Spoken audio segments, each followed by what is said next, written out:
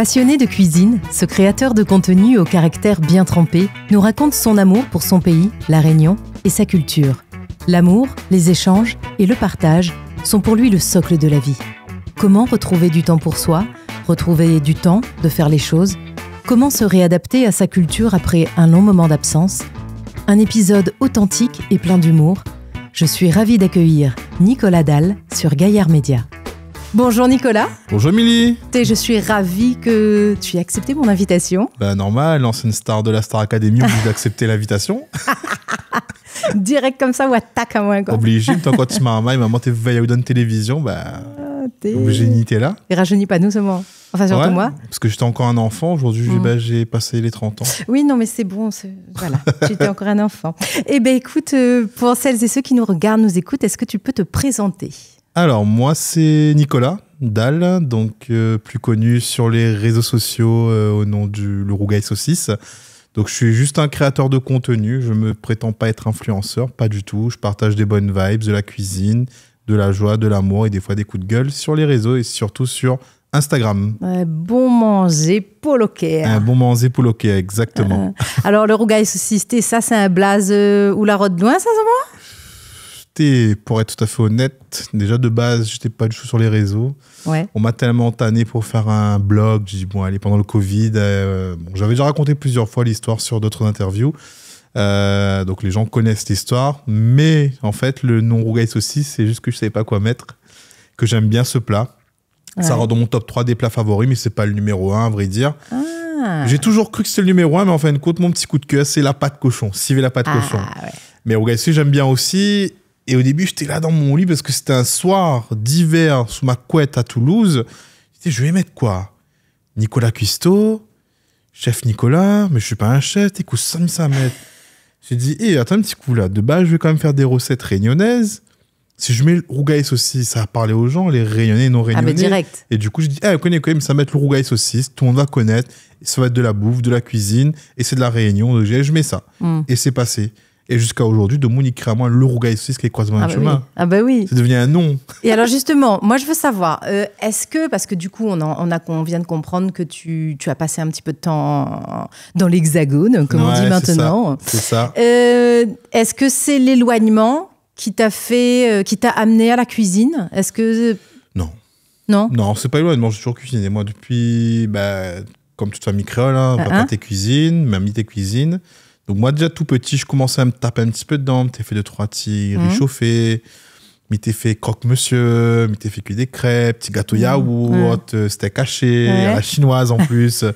M'étais fait 2-3 petites affaires. Et en fait, c'est pas l'éloignement dans l'Hexagone, mais c'est le fait d'avoir quitté le foyer familial qui a fait que j'ai commencé à vraiment cuisiner. Ouais. Le ventre. Ouais, c'est ça, c'est que... Le ventre t'écrit. J'étais pas envie de m'en pâte tous les jours, quoi, comme la plupart des étudiants. Et en fait, après le lycée, quand j'ai eu mon bac, je suis allé à Saint-Pierre.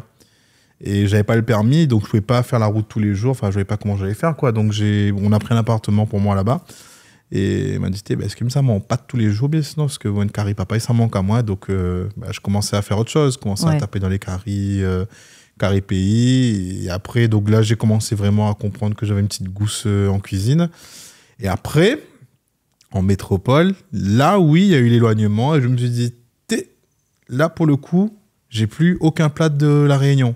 Ouais. Donc, j'ai plus le week-end où il y avait des plats que je faisais pas forcément encore. J'ai plus le week-end pour manger ça ou dans les restaurants. Donc là, pas le choix. Les plats créoles que j'avais pas l'habitude de faire ou chinois, faut que je les fasse, faut que j'apprenne à faire. Donc finalement, l'éloignement, ça t'a permis un petit peu de diversifier. Diversifier en fait et d'aller chercher un peu plus que cuisiner un carré poulet, un Rougail Saucisse, un riz cantonné, quoi. Ouais. Donc j'avais cette gousse en cuisine, comme il dit, j'avais mon petit gousse, mais tu cuisines pas tout dans le plat créole. Aujourd'hui, Miguel cuisine tout. Cuisine toute. Voilà. Finalement, c'est une histoire de famille. Ouais, c'est une histoire de famille, c'est une histoire de famille. Qui c'est qui cuisine à la case? Papa, maman? C'est papa. Papa. Miguel fait un petit peu, mais c'est papa qui cuisine. Ouais. Elle, il mange, elle. Moi aussi, je elle, il mange tellement, elle. Et alors, ton premier vrai curry que tu as cuisiné? Ouais, je pense que c'était un...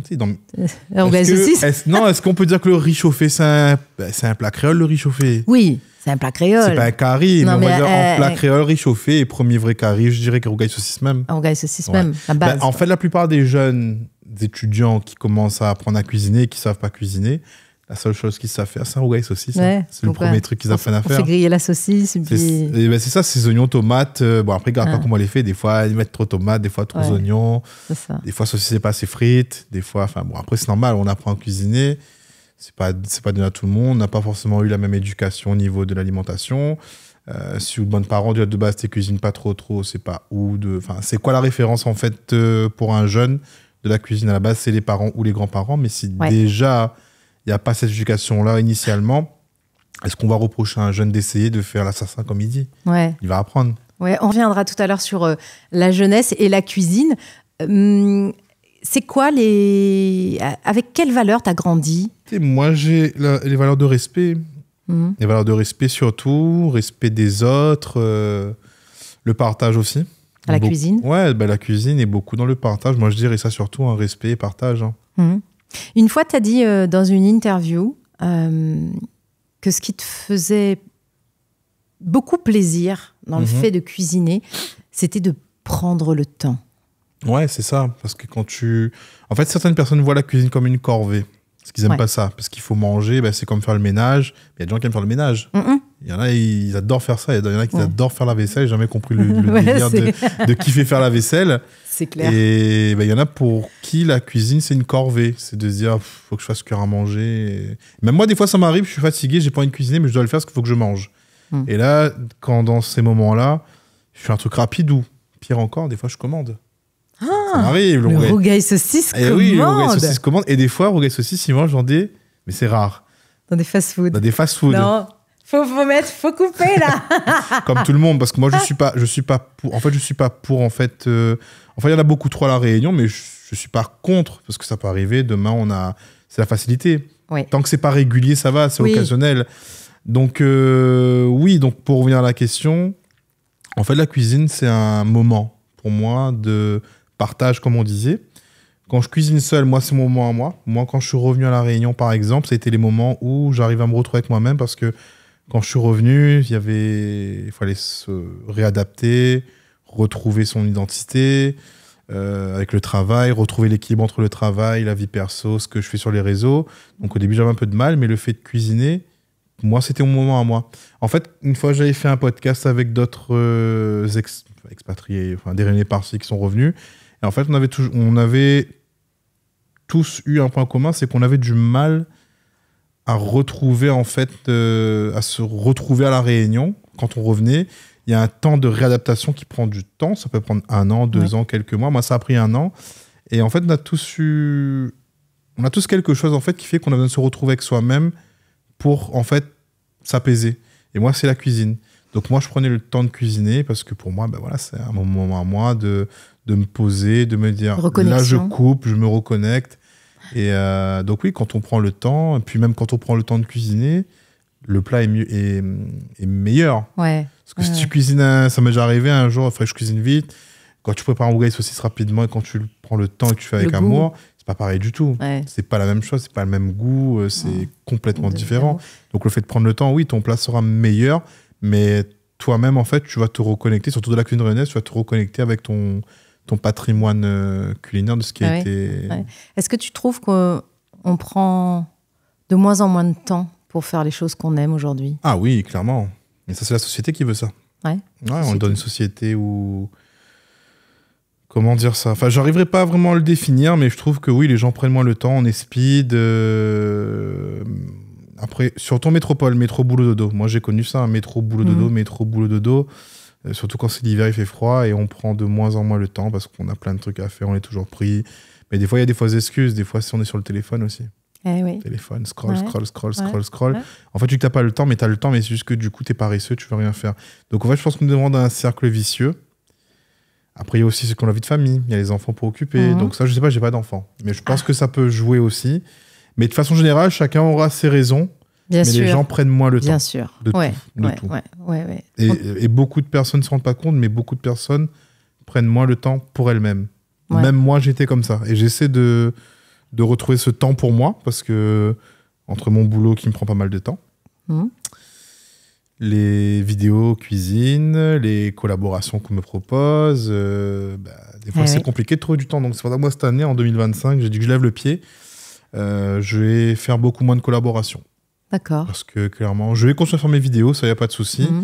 Mais je vais faire moins de collaborations parce que c'est du temps en fait pris et en fait sur mon temps de repos et à la fin sur le temps que tu peux te consacrer à pour toi-même, toi, quoi. Ouais, du coup ça peut être fatigant au bout d'un moment. Ouais. Et 2023 et 2024 même ça a été. Je vais pas dire non à tout le monde, mais je pourrais pas dire oui à tout le monde non plus. Et puis même, des fois, on me propose des collabs en jour de semaine. Ben non, malheureusement, je bosse. Parce que tout le monde pense que c'est mon métier principal, hein, mais pas du tout. Oui, mais justement, on va en parler. En tout cas, merci d'avoir accepté de passer ton samedi matin avec moi. Ça va, j'ai encore la journée. J'ai encore plein de choses de prévues pour la journée. Eh ben, super. Justement, on parle de boulot. Parce que tout le monde, quand on te voit sur les réseaux sociaux, on se dit, bon, le gars est cuisinier, en plus, t'as la petite chemise et tout. C'est vrai. Mais en fait, pas du tout. Non, pas du tout. Alors, c'est vrai qu'à un moment donné, on demandait toujours si j'étais traiteur. Oui, on a un anniversaire, un baptême, est-ce que tu... Non, en fait, non, c'est pas mon métier.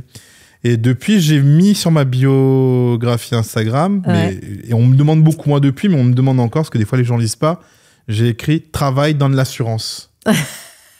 J'ai mis dans la bio, parce qu'à un moment donné, j'ai dit « Bon, je pense que si je mets ça, si les gens lisent, on va arrêter de me poser la question. » Oui, mais après, tu sais, travail dans l'assurance, quand tu fais de la cuisine, c'est une assurance de bien manger. Aussi, vois, ça me porte à confusion. Mais attends, si je prends mon téléphone, je crois que dans ma bio... Attends. Je crois que dans ma bio, j'ai mis un petit bonheur avec un ordinateur. Non, j'ai mis un ordinateur devant.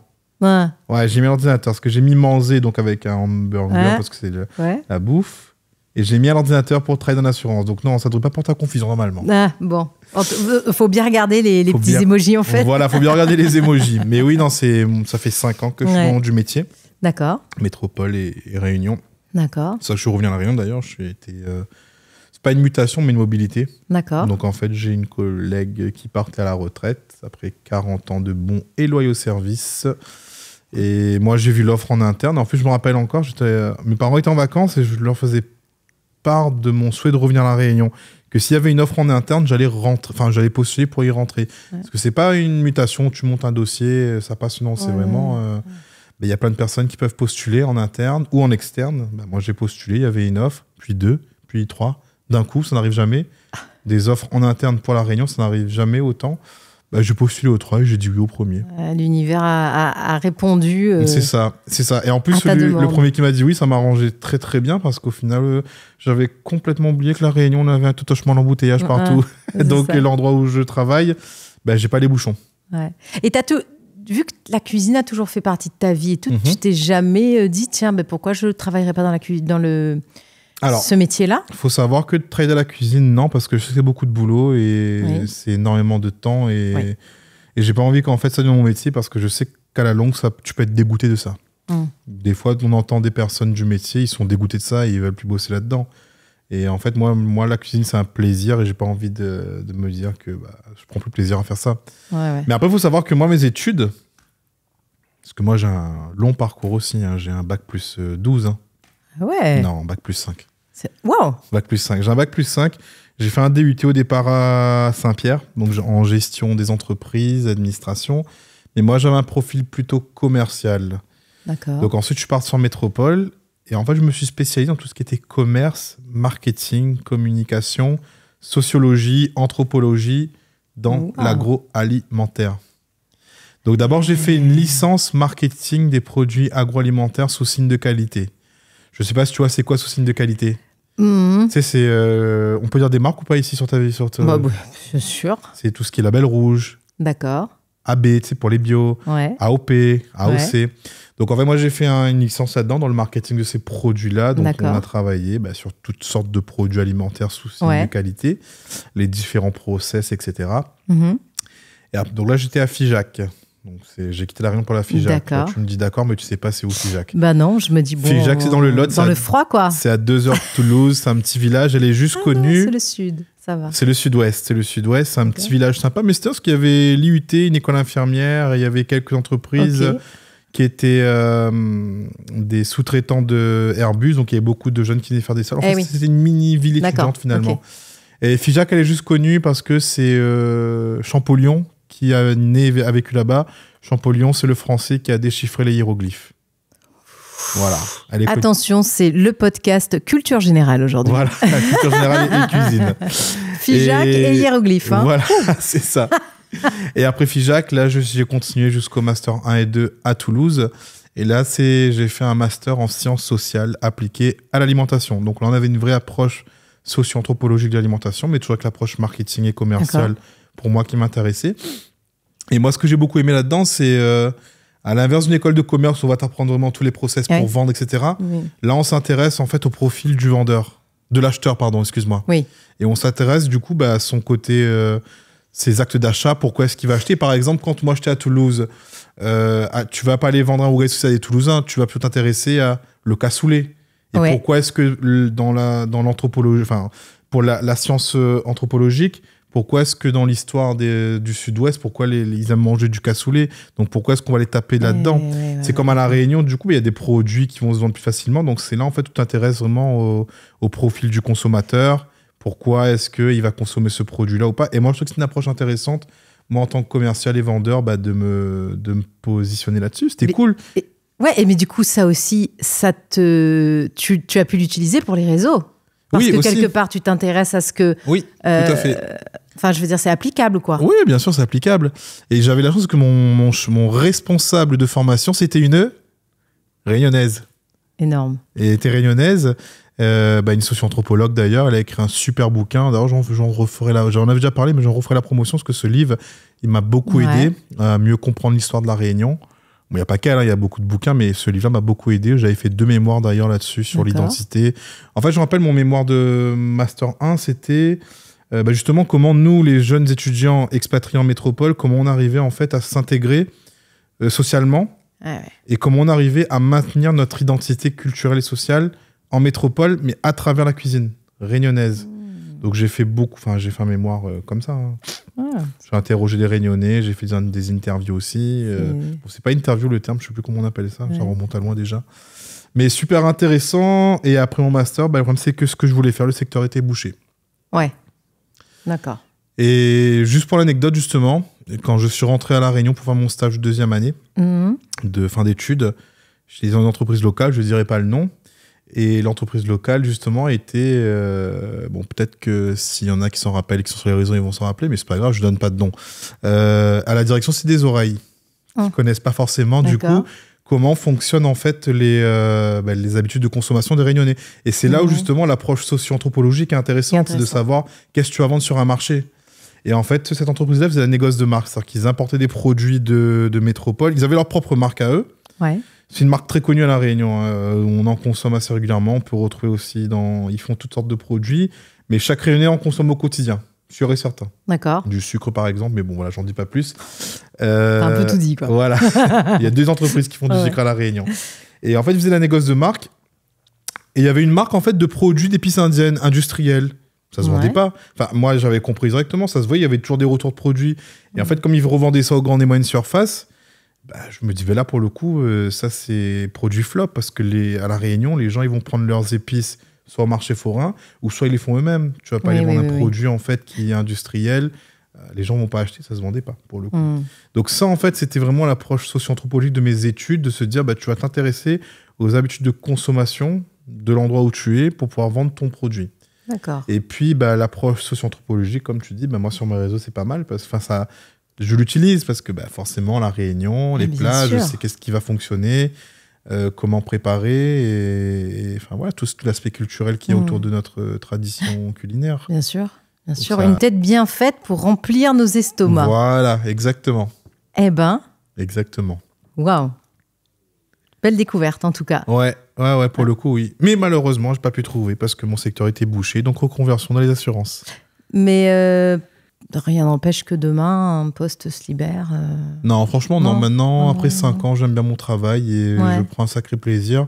Et c'est pas plus mal que du coup, je fasse ma partie alimentaire, cuisine d'un côté et notre travail de l'autre. Ça me va pour l'instant. Du coup, tu as passé quand même quelques années en métropole. Faut pas dire beaucoup. Une dizaine d'années, c'est ça à peu près 9 ans. Ouais, une dizaine d'années. Ouais, presque 10 ans, Forcément... T'as rencontré des défis dans tout ton parcours de vie? Défis? Des défis. Ah, des défis, je croyais des filles. Des défis, t'es mis sur vous, ça. Des défis, oui, des défis, oui, des tout à défis, fait. donc beaucoup de filles, l'Uruguay aussi, ça a rencontré beaucoup de filles et des défis. Des défis, oui. Des défis, des échecs, ou, enfin, tu vois, des difficultés. Comment tu les as surmontées? Qu'est-ce que tu allais puiser, ou tu vois? Je pense dans mon caractère, ça. Caractère Mamie Boyer, ça. Ouais. Ma grand-mère a 102 ans, elle est encore vivante. Elle va avoir 102 ans bientôt, elle est encore vivante. Hein. Et je pense que c'est le fait d'avoir pas un sale caractère, mais avoir du caractère. Ouais, j'ai toujours été un peu tête dure. Depuis tout petit, je suis quelqu'un qui est contre l'injustice. Je me suis jamais laissé faire, en fait, depuis tout petit. Et ça a causé pas mal de problèmes à mes parents. Parce que chaque fois, tu es convoqué à l'école, mais finalement... Bon, après, je pense que j'ai toujours été un incompris, en fait. Je me suis toujours dit ça depuis tout petit. Parce que j'ai du caractère. Donc, je pense que j'ai su affronter les défis et les galères en métropole. Parce que j'étais tout seul. Hein. Je connais. Moi, j'étais tout seul. Moi, j'avais justement pas de petite amie. Moi, j'ai toujours vécu seul quand je suis arrivé. Donc, jusqu'à temps que je parte. Et même quand je suis arrivé, j'étais tout seul dans mon appartement. Donc, et je pense que la solitude, ça forge aussi. Hein. Ah oui. Moi, je me rappelle encore que j'avais toujours des appréhensions quand on arrivait à la période des fêtes. De me dire, est-ce que je vais être tout seul ou pas? Bon, on arrivait toujours à trouver un truc à faire avec d'autres réunionnais, mais des fois, il y en a qui rentraient. Moi, je rentrais qu'une seule fois pendant les périodes des fêtes, quand j'étais en métropole. Une seule année, après, je rentrais pas forcément pour les fêtes. Pas de congé, donc, c'est plus compliqué. Moi, je pense que c'est le caractère un peu en graine que j'ai qui fait que j'ai pu affronter tous ces défis. Et puis, comme dit l'expression, ce qui ne te tue pas te rend plus fort. Donc, moi, je trouve que tous ces défis-là m'ont encore forgé plus de caractère. Vas-y. Mais je pense que c'est le caractère de mamie, ça. Mamie. Ouais, mamie. On lui fait un petit coucou d'ailleurs à Mamie Boyer. Hein. Ouais, un petit coucou Mamie Boyer, ouais. Et justement, est-ce que peut-être que Mamie Boyer ou ton papa ou ta maman ou quelqu'un de proche, est-ce qu'un jour on t'a donné des conseils, et si oui, quel est le meilleur conseil qu'on t'ait jamais donné? Tu sais que moi je suis tellement tête dure que j'écoute pas ce qu'on me dit, j'en fais qu'à ma tête. Et en fait, on me dit je suis tête dure, mais je me dis oui, je suis tête dure, mais en fin de compte aujourd'hui là, je suis où j'en suis aujourd'hui, parce que j'en fais qu'à ma tête. Et j'ai toujours réussi tout ce que j'ai entrepris. Oui, mais ça te réussit bien. Oui, bon après j'ai quand même des défauts, hein. Oui. J'ai quand même des défauts, que j'ai réussi à gommer. Parce que Mila, grand gueule, comme il dit en créole. si maman, voilà, un meilleur conseil que maman m'a appris, c'est fais un bout de bouche. Ah. Parce que justement, je suis grande gueule. Elle m'a dit fais attention parce que demain, ça peut se retourner contre toi. Exactement. Et comme je suis aussi contre l'injustice, des fois, ça m'arrivait de défendre des personnes. Moi, je rappelle encore à Toulouse, de défendre des gens qui se faisaient taper dessus. Fin de soirée. Elles arrêtent. Fais un bout de bouche. Et parce que demain, je peux me prendre un mauvais coup. Et d'ailleurs, ça m'est arrivé une fois. Ah. Ouais. Première année en France. Sympathique. Ouais, première année en France, j'ai voulu jouer le bon samaritain. J'ai eu les conséquences. Hein. Ouais. Si ma gagné, non, je vais pas gagner un baisement, mais j'ai réussi à me défendre parce que je suis quand même costaud. Mais oui, il y a quand même 6 marmailles sur moi, quoi. Donc un mot de bouche, on m'a dit. C'est vrai que ça, et depuis que j'apprends à... En fait, des fois, je me retiens. J'ai envie de dire, mais je me retiens. Elle a raison. Des fois, il faut savoir... C'est quoi encore l'expression là Tourner cette fois sa langue dans sa bouche. Non, pas celle-là. Je parle pas aux cons, ça les instruit. Elle est pas mal celle-là. Donc, non, je pense que oui, c'est que faire mou de bouche. Ouais. Je pense que c'est le meilleur conseil. Après, il y en a sûrement d'autres, mais là, ça me vient pas. Mais là, comme je dis que je suis grande gueule, et que j'aime pas me laisser faire, c'est faire mou de bouche. Et elle a raison. Un bon conseil. Sur les réseaux, oui. Quand tu n'es pas dans ta cuisine, tu es dans la nature. On te voit sur la plage, on te voit un peu en montagne, on te voit un peu moins montagne parce cascade, que j'ai mon genou qui fait un peu mal. Ouais. Et puis, mais oui, alors pas tout dans la nature. Des fois. Ouais, on te voit. Enfin, en tout cas, on voit qu'il y a des moments où tu as besoin d'aller te ressourcer. Voilà, pour toi, c'est important. Oui, moi j'aime bien. En fait, c'est se connecter avec la nature, dans un sens. Moi, j'aime beaucoup l'eau. Je suis depuis tout petit. Maman, tu dis, oh, tu aimes de l'eau, depuis le petit, tu aimes de l'eau.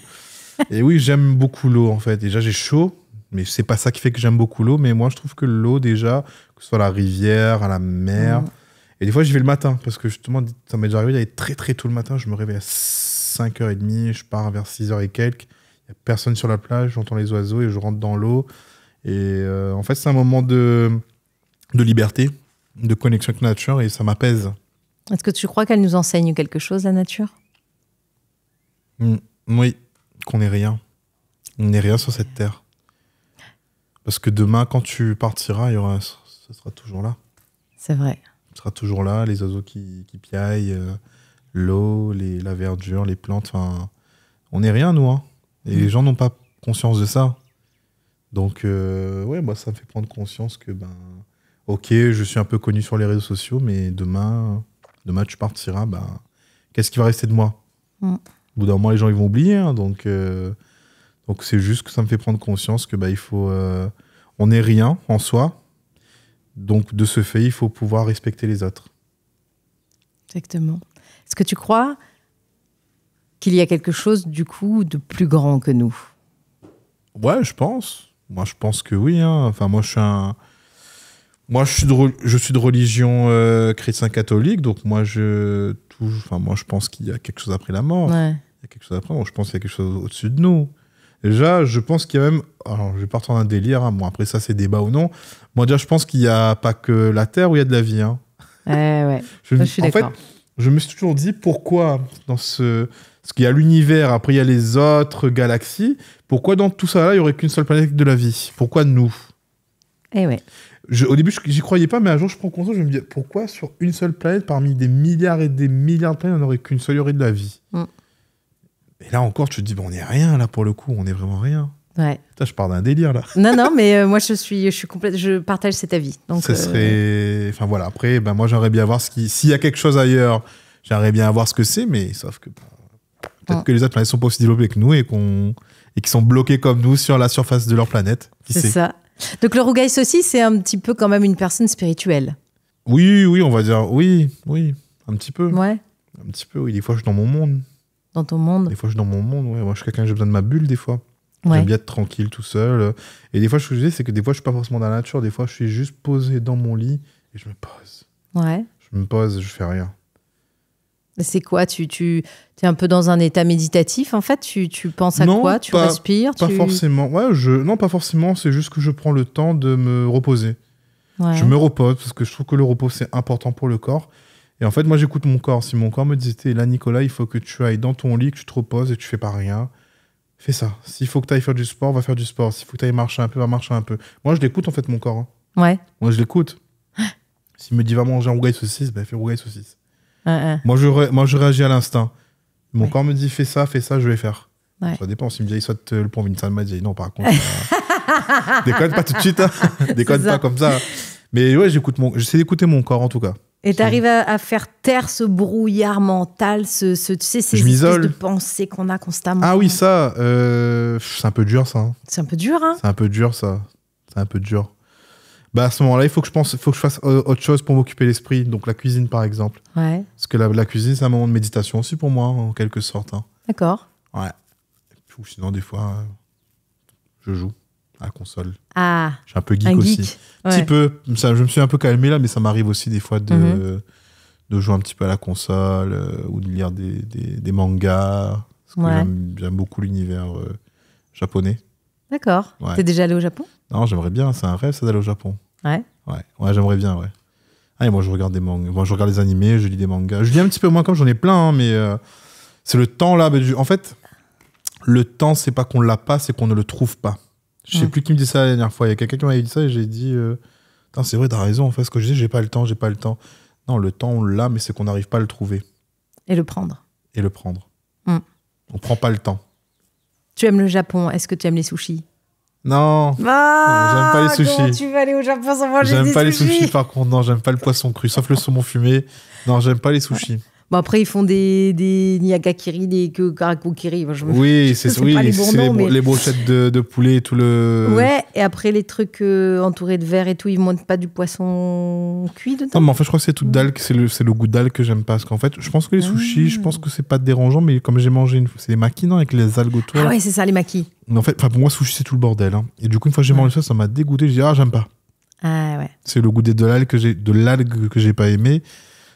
peut-être que si je mange des sushis sans algues, peut-être que je trouverais bon. Faudrait que j'essaye, en fait. Bah parce que si tu vas au Japon, là, faut que tu manges quand même des sushis, quand même. Ouais, en fait, je suis resté sur ma première impression, que j'ai pas aimé, du coup, j'ai pas insisté. Pareil, j'ai écouté mon corps, il m'a dit, t'aimes pas ça, mange pas ça. Non plus. Donc, ne ferai jamais de sushis. Ah oui, non, mais au je pense que saucisses. les gens, ils savent. Après, il faut savoir que moi, j'aime pas le poisson. D'accord. Je suis pas enfin, pas que j'aime pas le poisson, j'ai pas été habitué à trop manger le poisson depuis tout petit. Je Ouais. pas en manger, et moi, en fait, c'est le goût de la mer que j'aime pas en curry.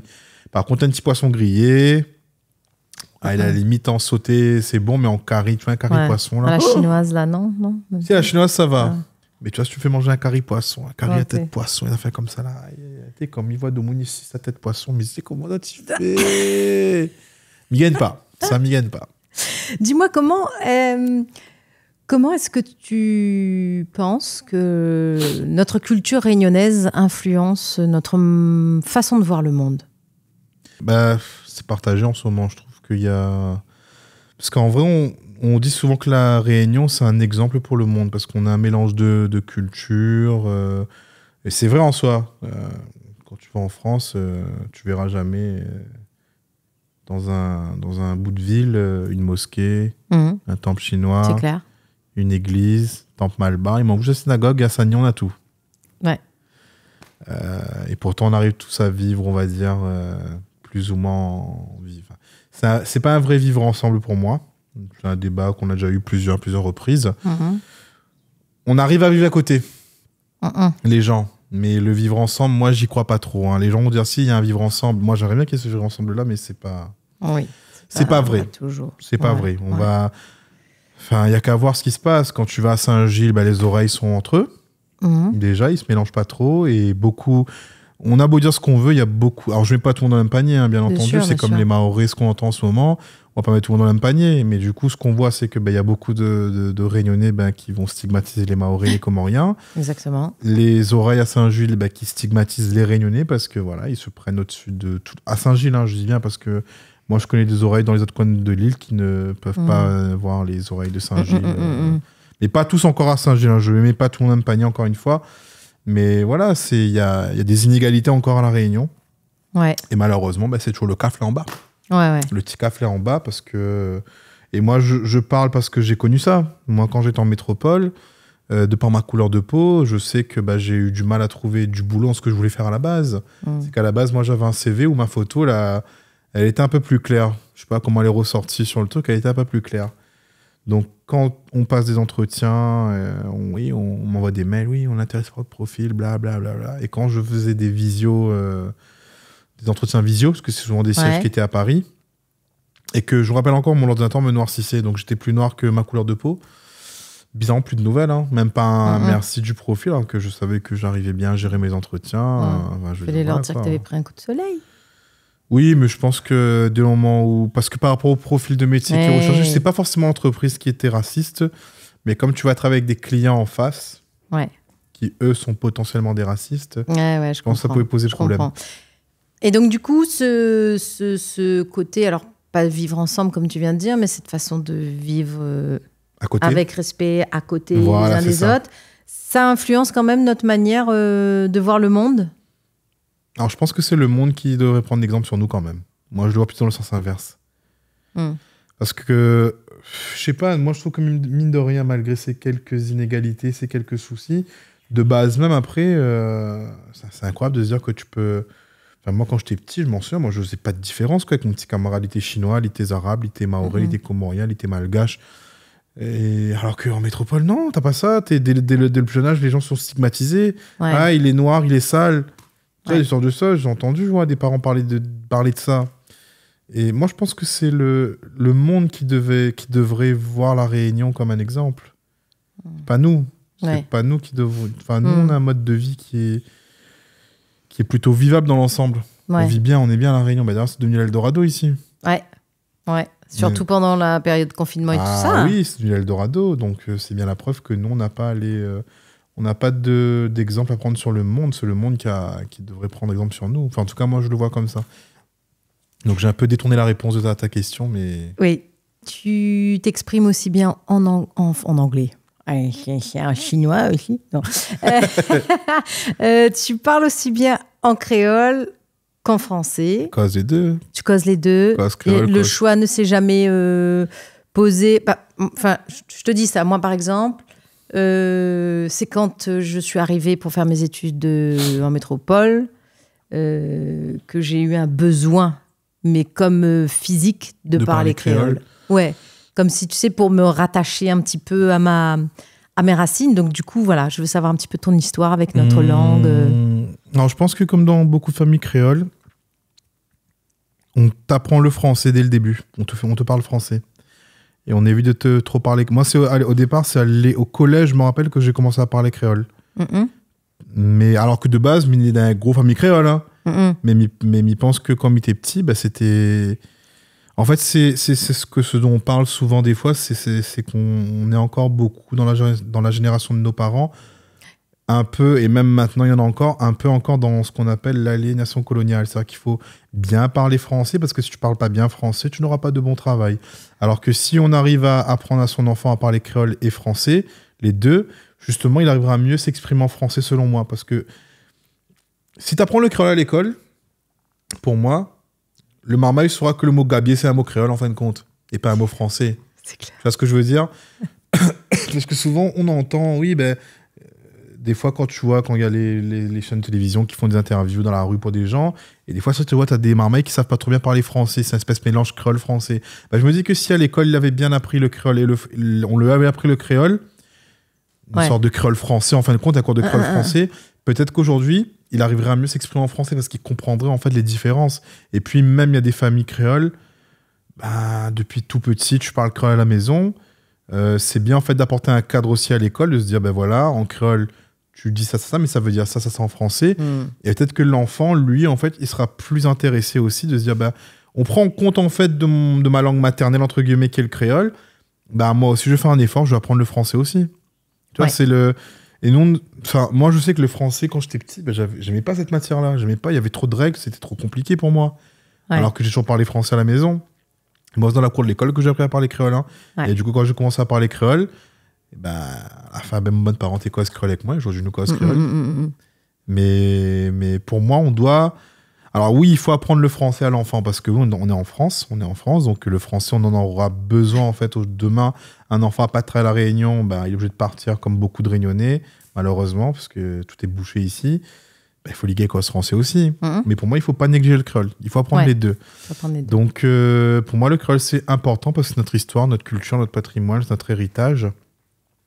Mine de rien, le créole, c'est une langue... C'est une langue déjà, c'est pas un dialecte comme beaucoup de créoles. Il y a des créoles qui disent que c'est un dialecte, hein. Il y a des créoles qui veulent pas. Ils parlent créole à la maison, ils disent qu'il faut pas parler créole. Ben non, c'est autre langue, c'est en fin de compte, chef. Donc faut pas avoir honte de sa langue, mais encore des gens qui sont encore bloqués. Mais je vois que ça bouge quand même de plus en plus là chez notre génération. Ouais.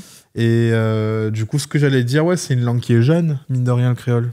Parce que l'histoire de la Réunion, elle est récente quand tu regardes bien. C'est pas une histoire qui est si vieille que ça. Hein. L'esclavage, la colonisation, c'est il y a pas très longtemps. Donc le créole, c'est un mélange. Déjà, est-ce que tu sais c'est quoi le processus de créolisation?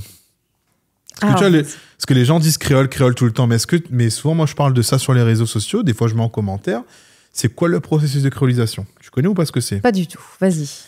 Alors, en gros, c'est un terme. Parce que souvent, les gens disent créole, c'est les îles. Mais c'est pas pour rien. Mais demain... Une société peut naître et devenir créole, alors qu'elle peut se situer entre la France et l'Angleterre, par exemple. En fait, le créole, c'est quoi? Tu prends un pays, un deuxième pays, un troisième pays, 4 pays, 5 pays. Dans ces 5 pays, tu vas prendre 10 000 personnes. Tu vas les foutre sur une île déserte, et au bout d'un moment, en fait, ces personnes-là vont commencer à se mélanger. Au début, ils vont être communautaires, au bout d'un moment, ils vont commencer à se mélanger. Ils vont mélanger leurs cultures. Oui. Donc les cultures, donc ces 5 cultures vont commencer à se mélanger, donc ce qu'on appelle le maillage culturel. Et ce maillage culturel va former une nouvelle culture qui sera propre à cet endroit-là. Donc ces 5 cultures-là auront formé la nouvelle culture, qui est devenue une 6e culture à part, mais qui a une fusion des 5 autres. Et en fait, ce maillage, c'est ça le processus de créolisation. C'est plusieurs cultures qui vont se mélanger pour former une nouvelle. D'accord. Et c'est ce que la Réunion a connu avec toute l'histoire des migrations culturelles entre l'Inde, Madagascar, les pays d'Afrique, l'Europe, je crois des pays arabes aussi, donc tout ça. Un peu un maillage aussi dans la cuisine aussi. Bien sûr, dans la c'est cuisine. Le maillage qu'on retrouve dans notre cuisine. C'est clairement ça. C'est clairement ça. Quand tu regardes entre un riz cantonais réunionnais et un riz cantonais en Chine, c'est pas pareil. Hein. Ah oui, c'est clair. Le massalé, c'est propre à la Réunion, alors que l'épice de base, c'est le masala. Le rougail, c'est un terme indien, avec de la saucisse. Je ne connais pas, on aime tellement saucisse, moi. Pour moi, la saucisse, ça peut être français. Ouais. Peut-être que c'est les Français qui ont ramené la saucisse, la base un petit mélange avec rougail. Enfin, je sais pas. Hein. Ouais, c'est des théories, hein. Là, pour le coup, oui, rougail saucisse, je sais pas pourquoi est-ce qu'on a décidé de mélanger, de dire, bah tiens, on va mettre des saucisses dans de la tomate et des oignons. Alors que le base, le terme rougail même, c'est un mot indien. Oui, puis en plus, ils sont plutôt végétariens, les Indiens. Oui, aussi. Donc, ils sont principalement végétariens. Donc, pourquoi saucisse, porc, voilà, salade, c'est ça. C'est le mélange culturel, c'est le processus de créolisation. Tout ça fait que ça a formé une nouvelle culture qui est la culture de la Réunion. Après, on arrive encore quand même à avoir des communautés. On a le créole, mais après, on a encore quand même les communautés qui ont leur propre rite, on va dire. Les Malbars, quand ils font leur marche sur le feu. Les Chinois, quand ils font le Nouvel An chinois. C'est Avis Cabaret pour les Malgaches. Donc, mine de rien, on a su quand même garder en fait les cultures individuelles. L'identité de chacune des cultures. Ouais. Mais il y a quand même cette culture commune qui a été formée à La Réunion et qui fait qu'on arrive à vivre à côté. J'aime pas le terme vivre ensemble. Hein. C'est ça. D'ailleurs, c'est dans le bouquin de ma prof que j'ai appris ça, le processus de créolisation. Ouais. Et dans son livre, d'ailleurs, dans le titre, c'est écrit « Vivre ensemble », mais c'est écrit entre guillemets. Donc, c'est que même cette dame qui est anthropologue, elle a fait pas mal de recherches. Ouais. Donc, le vivre ensemble, c'est un terme à prendre avec des pincettes. Oui. Et c'est pas un livre qui t'a dit lire son bouquin. Effectivement. On en reparlera de toute façon. On reviendra tout à l'heure sur... tu nous donneras exactement sa référence. Ouais. À part la cuisine, on a compris qu'il y avait des moments où tu aimais bien te poser. C'est quoi les choses simples qui te rendent heureux ?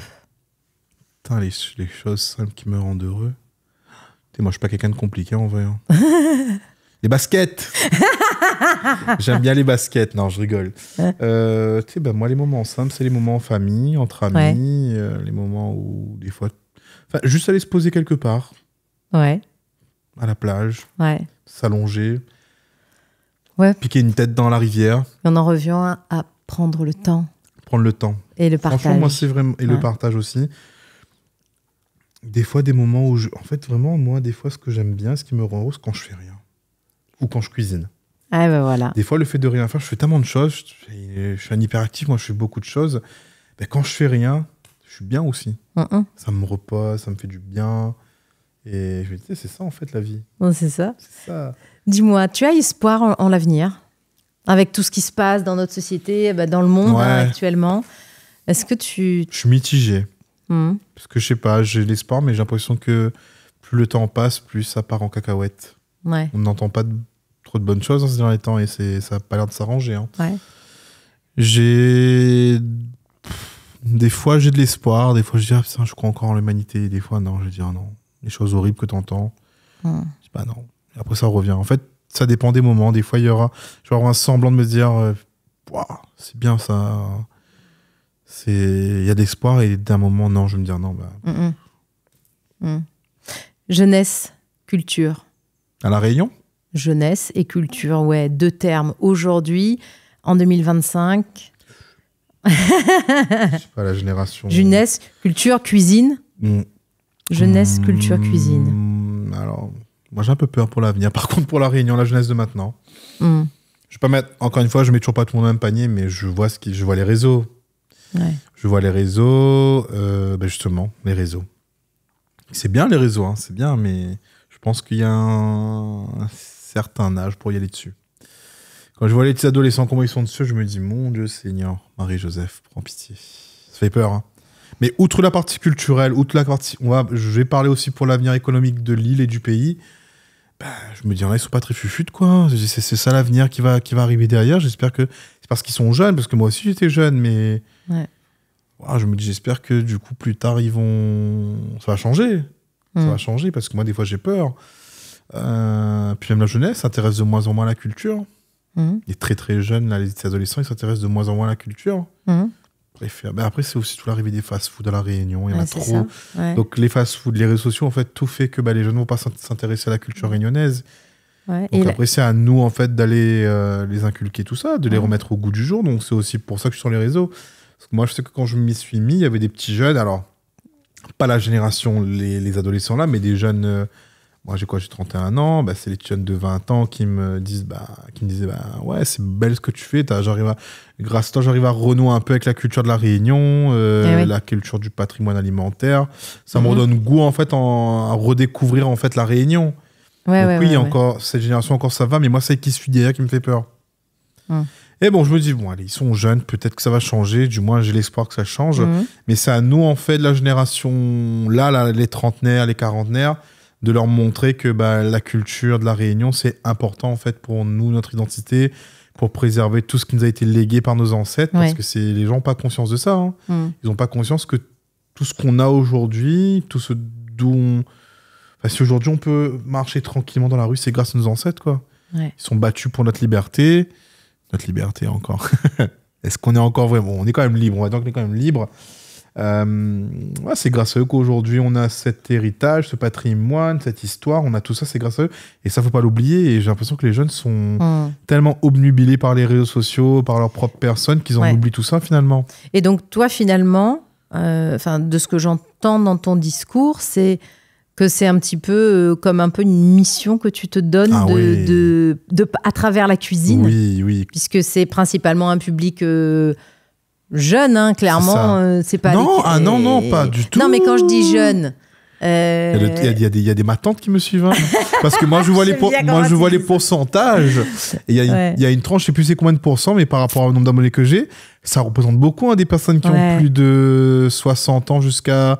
Je crois que c'est... je sais plus c'est quoi la tranche max, mais c'est plus de 65 ans qui me suivent. Il y a pas mal. D'accord, mais en termes de... Parce que ma tante, je pense qu'elles connaissent cuisiner bon. Ceci, ça là. Elles regardent pour regarder les petits tips que tu aurais en plus à leur donner. Voilà, c'est ça. Mais je parle de la jeunesse. Est-ce que c'est une mission pour toi, à travers les réseaux sociaux, de maintenir ce lien justement avec notre culture? C'est une manière à toi de... Oui, bien sûr, et de me dire que ça...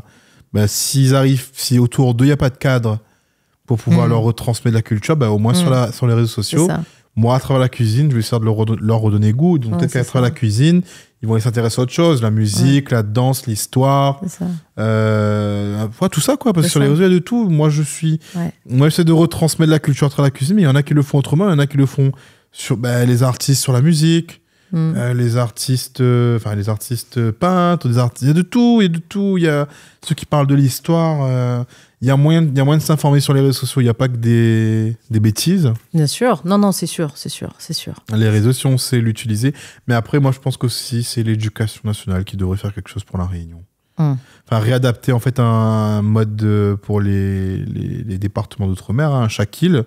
Je sais pas, moi, fait des cours sur l'histoire de la Réunion un peu plus poussés. Parce que moi mes cours d'histoire sur la Réunion, je m'en souviens, c'était des trucs brefs, quoi. C'était pas...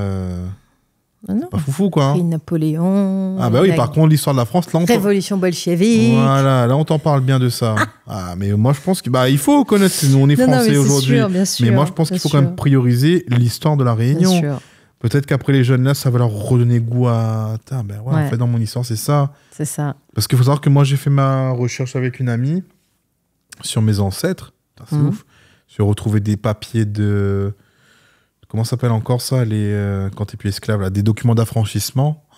C'est incroyable. Je connais mon premier ancêtre Dal. Moi, je pensais que déjà le Dal, D-A-L-E, c'était un famille anglais, mais pas du tout. C'est un gros nom malgache. Mon premier ancêtre, c'était un malgache. Je suis la 9e génération de Dal. Et il était sur Mada, c'est un esclave. Et c'est la famille Morel, la Franchiali. Donc j'ai un lien étroit avec la famille Morel. C'est incroyable. Génial. Ouais. C'est fabuleux. Ouais, et ça s'appelait Magloire Dal. Donc après, est-ce que son nom de famille, c'est un nom proprement malgache ou est-ce que c'est un nom que lui a donné ses maîtres à l'époque? Donc je sais pas, mais en tout cas, je sais que mon nom, Dal, j'ai toujours cru que c'était anglais parce que Dale, pas du tout. C'est un nom d'esclave que je porte. Tu sais d'où tu viens, quoi. Je sais d'où je viens.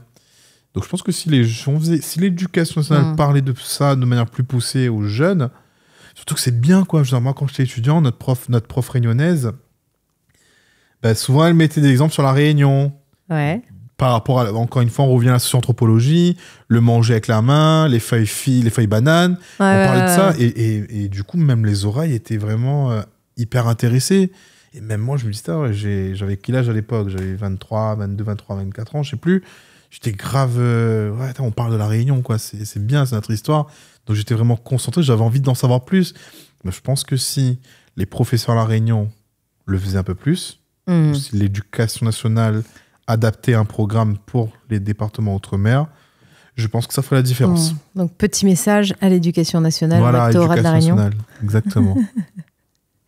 Moi, j'ai une petite question, parce que moi, je suis très gourmande. Oui. Tu sais qu'il y a plusieurs régimes qui existent. Tu as des gens qui ne mangent pas de viande, tu as des gens qui sont végétariens. Oui. Alors, tu as un long fil sur Instagram, donc je n'ai pas eu le temps de faire toutes les vidéos. Oui, mais oui. est-ce que tu t'es déjà tenté de faire... Recettes sans viande? Ouais. Oui, il y en a. J'ai déjà fait un petit riz chauffé, une sorte de riz tourné. C'est pas vraiment un riz chauffé, mais c'est pas vraiment un riz un peu entre les deux avec des légumes dedans. Ouais, mais en termes de curry même, au rougail, si, j'avais déjà fait, mais il y a longtemps, j'avais fait un petit massalé pommes de terre brinjelle, je crois. Je vais la refaire. Ouais. Je vais la refaire au feu de bois, celle-là. Ouais. C'est vrai que j'en fais pas souvent. Moi, je suis curieuse, parce que comme je suis végétarienne... Mais ça m'arrive de le faire. Ça m'est déjà arrivé de le faire, mais je vais en faire un peu plus, là. Petit bol renversé végétarien. Parce que c'est vrai que beaucoup de personnes mangent de moins en moins de viande. Ouais. Moi, je suis un viandard. Moi, j'aime la viande. J'aime beaucoup la viande. Peut-être que je mange trop de viande, d'ailleurs. J'avais fait mes analyses de sang l'année dernière. Et je me dis, tout va bien et tout. Il regarde. Il me dit, tout va bien. Par contre, vous mangez beaucoup de viande, vous. Hein. Je dis, oui, c'est vrai. Ouais. Je plaide coupable. Il dit, vous mangez beaucoup de viande. Hein. C'est ça. Et non, oui, parce que surtout qu'avec sans viande, on peut se régaler en vrai. Hein. Et ouais. On peut se régaler. Il faut être inventif. Oui, par contre, il faut prendre le temps aussi. Si, quand je fais des riz chauffés sans viande, c'est des plats végétariens. Ça. Oui, œuf, c'est végétarien. Après, tu as plusieurs types de végétariens. Tu as les ovo-lacto, voilà. Okay. Après, il y a les flexitariens, c'est ceux qui ne mangent pas de viande, mais qui mangent de temps en temps un peu de poisson. Oui. Enfin, il y a un tas. Il y a végétalien. Et attends, c'est lequel où il n'y a pas du tout... alors, attention. Le plus extrême, c'est lequel encore? T'as les végétaliens qui, eux, c'est que légumes, fruits c'est les véganes, et tout. Et après, t'as les véganes. Parce qu'eux-mêmes, ils portent pas de vêtements. Mais au-delà de ça, c'est plutôt une philosophie de vie, le véganisme. Parce que là, c'est par rapport aux animaux. Ils portent pas de vêtements en laine. Ouais, c'est ça. Ils ne mangent pas de miel parce que c'est des abeilles. Ils ne portent pas de cuir. Enfin bon, je pense qu'au-delà du régime végétalien à proprement parler, parce que pour le coup, ils sont vraiment végétaliens. Oui. C'est que légumes, fruits et tout. Mais c'est aussi une mode de vie, voilà. Bon, toi, tu es végétarienne. Voilà. Moi, Tu manges du poisson ou pas du coup? Alors, non, plus maintenant, mais des fois, quand tu vois un bon petit curry langouste à Noël. Oui. C'est tentant. Ouais. Et tu manges plus de viande depuis combien de temps? Ça va faire un peu plus d'1 an et demi. Mais après, j'ai jamais été très viande. Oui. Tu vois, viande rouge, tout ça. Après, je mangeais du poulet et tout, mais viande rouge, j'ai jamais été steak et tout. Ouais. Voilà, ça n'a jamais été dans mon goût, tu vois. Toi, tu es mal barré à la base, toi, non? Mais en fait, c'est pas mon interview, mec. Moi, j'ai papa Minachi, moi. Ok, c'est pour ça. Papa Minachi et maman Métropole.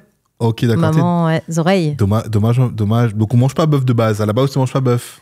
Je suis mangé bœuf. Ah, tu manges pas bœuf. Malbar, mais... Ah oui, d'accord, ok. Parce que moi, ma viande... Pourquoi je te pose cette question-là? Parce que moi, ce que j'adore, là, c'est les bonnes côtes de bœuf bien saignantes. Et ça m'y mord, tout ça.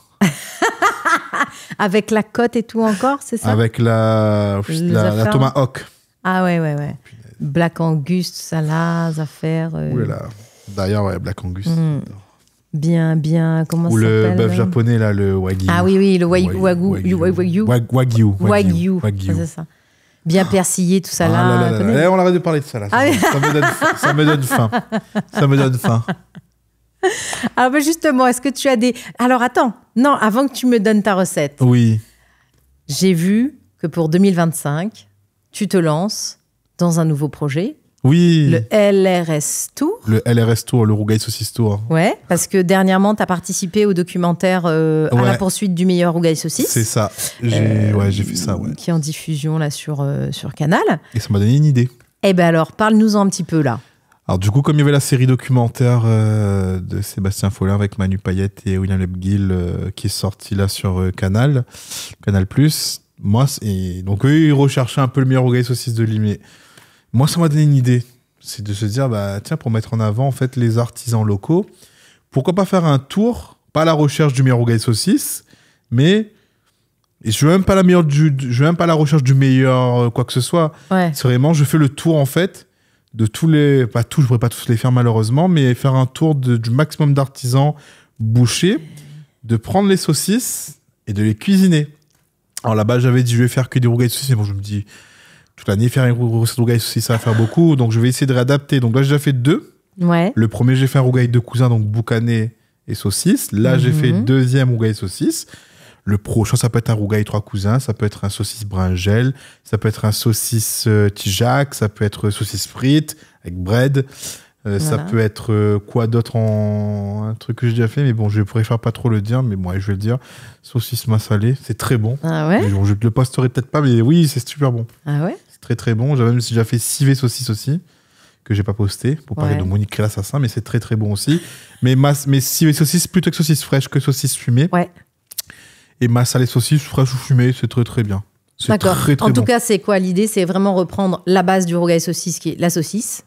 Ouais, en fait, c'est juste vraiment tester les saucisses d'un maximum de bouchées. D'accord, donc tu vas aller vanguer un petit peu dans toute l'île comme ça. Voilà, c'est ça.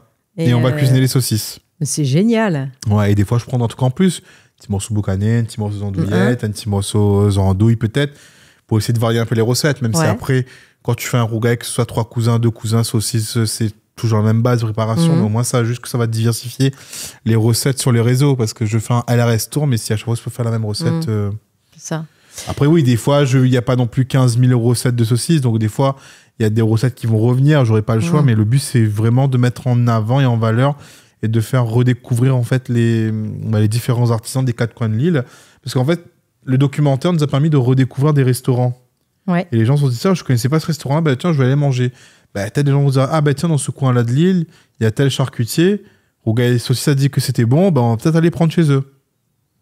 Tu vois? L'idée, c'est vraiment de mettre en avant nos artisans, parce que moi, j'aime beaucoup cette solidarité entre créoles. Ouais. Et c'est vrai que moi, je suis quelqu'un, je toujours débrouillé tout seul. Bon, j'ai eu le soutien des parents, mais par exemple, mon compte Instagram Rougail Saucisse, j'ai commencé en avril 2021. On arrive bientôt en avril 2024. J'ai jamais demandé de l'aide à personne. J'ai pas demandé à une seule personne de partager quoi que ce soit. Donne la force. Jamais demandé à personne. Moi, on me demande, moi, je donne. On me demande, il y en a, aujourd'hui, ils voient que j'ai de l'influence. Est-ce que tu peux partager ça? Et bon, mais moi, j'ai jamais demandé qui que ce soit. Et en fait, je dis pas que les gens qui le font, c'est de pas le faire. Mais moi, j'ai cette fierté de me dire que j'ai pu le faire tout seul, sans aide de personne. Et je suis content, en fait, de... Alors, par contre, les gens l'ont fait. C'est-à-dire que les gens ont partagé, ça a joué. Donc les gens, le fait qu'ils aient partagé les vidéos, etc., ça a joué. Mais ils l'ont fait d'eux-mêmes. J'ai pas demandé, mais ils l'ont fait parce que ça leur plaisait, en fait, ce que je faisais. Ils ont dit, je partage. Alors que moi, on me demande de le faire. Peut-être que si j'ai pas vu peut-être que j'avais vu la chose, c'est de moi-même, j'aurais pas partagé, mais je le fais pour donner de la force aux gens. Parce que je me dis peut-être que c'est pas un truc qui me plaît forcément, ou ça me plaît, mais sans plus, ou ça me plaît, mais j'aurais peut-être partagé aussi, mais d'autres, j'aurais peut-être pas partagé. Mais je le fais quand même parce que je me dis qu'il faut être solidaire entre créoles. Donc moi, j'ai réussi tout seul. Maintenant que j'ai réussi, je veux aider les autres. Voilà. C'est vrai que tu es de plus en plus influent maintenant sur les réseaux. C'est ça. Pour toi, le succès... C'est l'authenticité. Il n'y a pas de secret. Il faut rester simple, il faut rester soi-même. Si tu commences à jouer un rôle, ça ne marchera pas. Les gens vont le voir. Et puis, ce qui est bien, c'est que les gens qui me reconnaissent dans la rue, moi, je discute avec eux, je snob pas les gens. Bien sûr. Et donc, du coup, les gens captent que je suis le même sur les réseaux, la vraie vie, quoi. Et moi, je pense que c'est l'authenticité qui a fait que ça a fonctionné. Pas de faux semblants avec moi. Authenticité. Je reste sur ma ligne de conduite, quoi. C'est ça. Donc, pas de... Ça sert à rien de jouer, de jouer un rôle sur les réseaux sociaux, et ça va vite se voir. Ouais. Et il y en a qui le font malheureusement. Partout, je dis pas qu'à La Réunion. Ouais. Hein, mais... Donc, si je résume, le rougail saucisse, c'est une tête bien faite. Bien faite. Tête sur les épaules aussi. Tête sur les épaules. Ouais. Authenticité. Authenticité et l'amour. L'amour. L'amour, oui, l'amour parce que c'est L'amour de notre pays. l'amour de notre pays, l'amour de notre cuisine, l'amour du partage, de la solidarité, enfin... Ouais. Nicolas, on approche bientôt de la fin Déjà de notre échange. Le temps, il court, il file. Madjoumi cause un bon peu. Ah oui, mais les gaillards. Alors, par contre, moi, je ne veux pas que tu partes sans que tu nous donnes le tips, le petit secret du rougail saucisse. Dans ma cuisine, Ouais. ben, le secret, en fait, il n'y en a pas réellement, c'est de prendre de bonnes saucisses. D'accord. Par contre, moi, je donne un tips pour mes compatriotes en métropole. Ouais. Parce que malheureusement, on ne peut pas toujours trouver des saucisses de La Réunion. Donc là-bas, malheureusement, les saucisses ne sont pas parfumées comme à La Réunion. Donc, il ne faut pas avoir peur de rajouter des épices dans votre rougail et de ne pas vous dire que vous êtes en train de faire l'assassin. Non, moi, quand j'étais en métropole, j'ai crasé de l'ail dans mon rougail avec du piment pour redonner du goût à mon plat parce que sinon, c'était fade. D'accord. Alors que des gens qui vont dire, oui, ils mettent pas l'ail dans mon rougail de saucisse. Ah oui, mais ouais, oui. Vous mettez pas. Mais quand c'est pas des saucisses de La Réunion, faut pas hésiter à en mettre, ça va redonner du goût. Parce que quand vous mangez des saucisses, ben, dans votre saucisse, il y a du girofle, par exemple. Donc, du coup, dans ce rougail de saucisse, il y a un peu de girofle inconscient, parce que c'est déjà dans la saucisse. Le fait de couper, les épices, en fait, vont sortir dans le rougail. Donc, c'est ça, en fait, le tips. C'est d'avoir une bonne saucisse bien épicée pour avoir de bons goûts dans votre rougail. Mais par contre, si vous habitez en métropole, pas de saucisse pays, n'hésitez pas à rajouter des épices. De l'ail, du thym. Moi, j'en mettais pas, moi, c'est vraiment ail.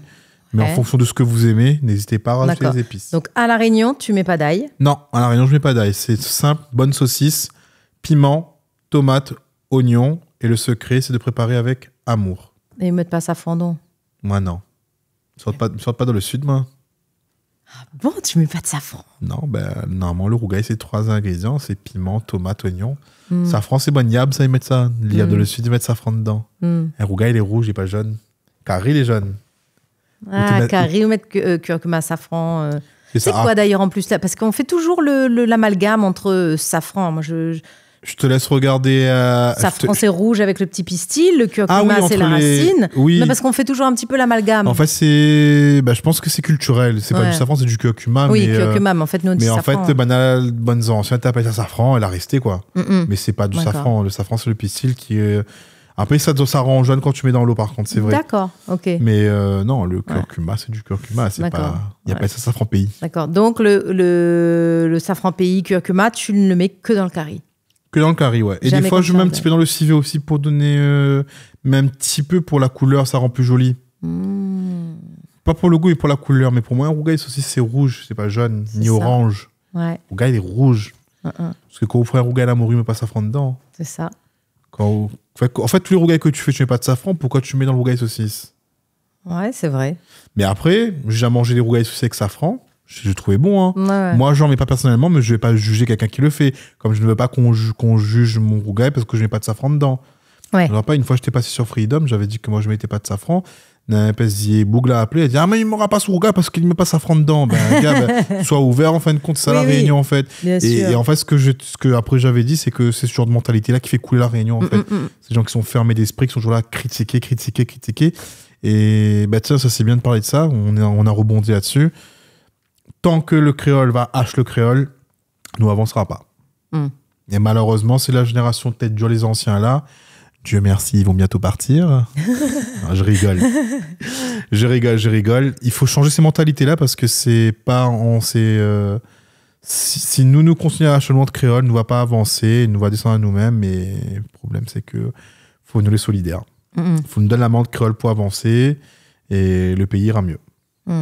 À quand le one-man show, le rougail saucisse? One-man show? Bah oui. Vous voulez bien l'humour seulement, hein? Ah, je pense que je serai gêné devant des gens. Ah bon? Ah oui, je pense, oui. Je suis pas encore à l'aise avec avoir un audimat devant moi. Là. Et, non, je serais pas à l'aise. Je pense que je serais pas à l'aise. Déjà, quand je faisais mes oraux en tant qu'étudiant, je transpirais. Ouais. Je suis à l'aise devant la caméra maintenant. Au début, j'avais du mal, mais devant les gens, je pense que j'aurai un peu de mal. Hein. Peut-être. Sinon, mes cuisines devant deux monde. Bah c'est ça. Ah, je croyais que tu voulais que je fasse un spectacle genre Aussi humoriste. Non, bah après. Ah oui, cuisiner, oui, ça va, je pourrais cuisiner devant les gens. Cuisiner en faisant l'humoriste. Ouais, on pourrait. J'avoue, on pourrait essayer un jour. Ah, À tous les comédiens de la Réunion qui font des one-man shows, si un jour tu fais test en affaire. Voilà. Donc d'ailleurs, sur les réseaux sociaux, on te retrouve sous le blaze. Le Rougail Saucisse. Hashtag le Rougail Saucisse aussi. Non, arrobase. Le Rougail Saucisse. Ou là, ma tante déjà, Arrête. J'ai maillé, t'es honteux. Oui, arrobase le Rougail Saucisse. Voilà, donc je disais, on va le mettre en bas de la vidéo. Voilà, en bas de la vidéo. Non, Eh ben, c'était un plaisir en tout cas. Un plaisir partagé. J'aimerais bien que tu me redonnes la référence et le nom de la dame, la socio-anthropologue. Alors, elle s'appelle Laurence Thibert. L'alimentation dans le vivre ensemble multiculturel, l'exemple de la Réunion. Laurence Thibert. Eh ben voilà. On peut le trouver sur Amazon uniquement. Oui, ben c'est super. J'ai passé un super moment. Merci beaucoup. Partagé également pour moi. Eh ben, nous retrouve bientôt. Ah, bientôt, viens tester la cuisine pour faire rougail saucisse. Bah, on mange pas la viande. Hein? On mange pas la viande. On faire moi un rougail saucisse végétarien. Défi. Ils vendent ça saucisse végétarien, mais t'es trop en métropole, t'es vendre, mais si ne connais pas s'ils vendent ça. Ah ben peut-être, comme tu vas faire tout le tour des boucheries. J'avais fait une recette quand j'étais à Toulouse, une recette de ce rougail végétarien. Bah alors, peut-être que tu vas tomber dessus, hein. Qui sait? On peut trouver. Qui sait? Merci. Allez, nous retrouve. Yes, I. Dis-moi, on a encore une question pour moi? Pas fini même l'interview là? Combien de temps il donc? On a oublié la question. The question. Question qui tue? Ouais. Le rougail saucisse, Nicolas. Oui. Qu'est-ce qui est gaillard aujourd'hui dans ta vie? Alors, déjà, 3 choses. Le fait que je sois revenu à La Réunion, donc ça c'est gaillard. Le fait que j'ai tous mes proches auprès de moi, ça aussi est gaillard, parce que quand j'étais en métropole, j'étais seul. Et 3e chose, maintenant, on a Madame Rougail Saucisse. On n'avait point avant et ça en est là. Félicitations. Merci, c'est récent. Voilà, et c'était un rougail ensemble. Ça les gaillards en tout cas. Ça les gaillards, ouais, les gaillards. Espérons que le rougail dure toute la vie. Mettre piment. On met du piment dans sa vie, c'est important. Mais écoute bien, Domona, c'est très très important le piment. Ça donne un peu de goût et d'épices. Merci Nicolas. Avec plaisir, Émilie Minacci.